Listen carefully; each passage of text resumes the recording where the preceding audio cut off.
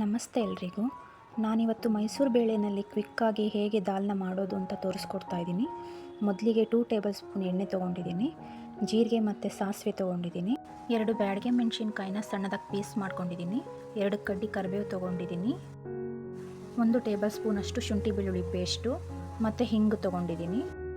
ಇದಿಷ್ಟು ಒಗ್ಗರಣೆಗೆ ಬೇಕಾಗಿರುವಂತಹ ಸಾಮಗ್ರಿಗಳು. 1 ಕಪ್ಪು ಬೇಳೆ ಜೊತೆಗೆ 3 ಟೊಮೆಟೊ, 1 ಈರುಳ್ಳಿನ ನೀಟಾಗಿ ಬೇಯಿಸ್ಕೊಂಡಿದ್ದೀನಿ. ನಮಗೆ ಸ್ಮ್ಯಾಶ್ ಮಾಡಲಿಕ್ಕೆ ಈಸಿ ಆಗುತ್ತೆ ನೀಟಾಗಿ ಬೇಯಿಸ್ಕೊಳ್ಳೋದ್ರಿಂದ. ನಾನಿವಾಗ ಇದಿಷ್ಟನ್ನು ಸ್ಮ್ಯಾಶ್ ಮಾಡ್ಕೊಳ್ತೀನಿ.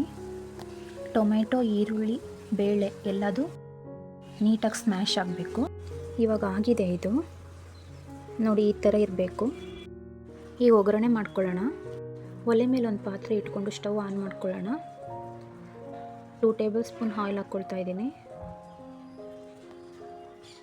ಎಣ್ಣೆ ಕಾದ ಮೇಲೆ ಸಾಸಿವೆ ಜೀರಿಗೆ ಹಾಕ್ಕೊಳ್ಳಿ.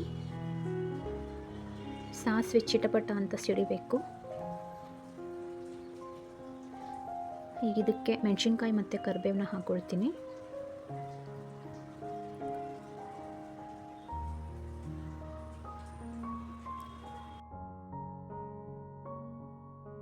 ಇವಾಗ ಚಿಟಿಕೆ ಹಿಂಗು ಮತ್ತು ಶುಂಠಿ ಬೆಳ್ಳುಳ್ಳಿ ಪೇಸ್ಟನ್ನು ಹಾಕ್ಕೊಳ್ತೀನಿ. ಶುಂಠಿ ಬೆಳ್ಳುಳ್ಳಿ ಪೇಸ್ಟು ನೀಟಾಗಿ ಹಸಿ ಸ್ಮೆಲ್ಲೆಲ್ಲ ಹೋಗಬೇಕು, ಅಲ್ಲಿವರೆಗೂ ಫ್ರೈ ಮಾಡ್ಕೊಳ್ಳಿ. ಇದು ಫ್ರೈ ಆಗಿದೆ.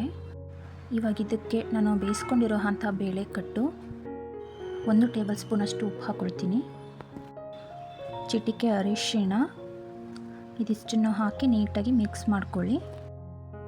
ಒಂದು ಕುದಿ ಬರಲಿ ಇದು. ಈಗ ಇದಕ್ಕೆ ಅರ್ಧ ಟೇಬಲ್ ಸ್ಪೂನಷ್ಟು ಅಚ್ಚ ಖಾರದ ಪುಡಿ ಹಾಕ್ಕೊಳ್ತೀನಿ. ನೀಟಾಗಿ ಮಿಕ್ಸ್ ಮಾಡಿ. ಥಿಕ್ನೆಸ್ ಎಷ್ಟು ಬೇಕೋ ನೋಡಿಕೊಂಡು ನೀರನ್ನು ಹಾಕ್ಕೊಳ್ಳಿ.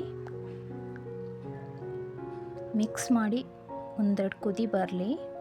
ಬೇಳೆ ಆಲ್ರೆಡಿ ಬೇಯಿಸ್ಕೊಂಡಿರೋದ್ರಿಂದ ಜಾಸ್ತಿ ಕುದಿಸೋದೇನು ಬೇಡ. ಈಗ ಕುದೀತಿದೆ ಇದು.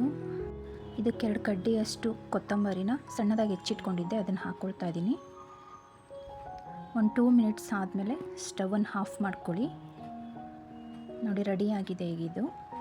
ಸರ್ವಿಂಗ್ ಬೌಲಿಗೆ ಹಾಕ್ಕೊಳ್ತೀನಿ.